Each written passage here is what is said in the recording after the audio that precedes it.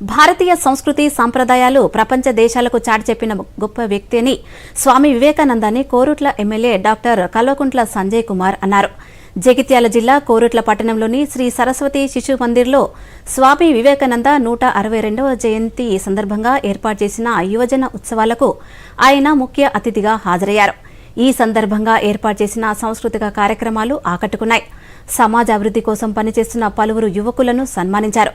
ఈ సందర్భంగా MLA doctor Sanjay Kumar మాట్లాడుతూ దేశానికి యువత వెన్నుముక అని, వివేకానంద చూపిన మార్గంలో యువత నడవాలని కోరారు.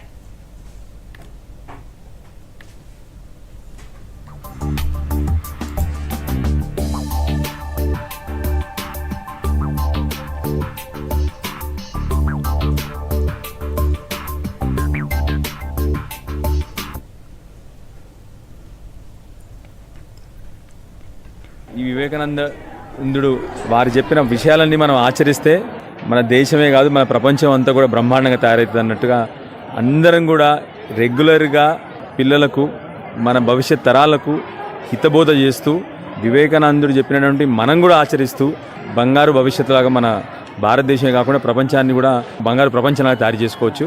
అందరం కూడా భవిష్యత్తులో వివేకానందుడు చెప్పినటువంటి ప్రతి ఒక్క మాట అందరూ కూడా ఆచరించాలని చెప్పి కోరుతా ఉన్నాను.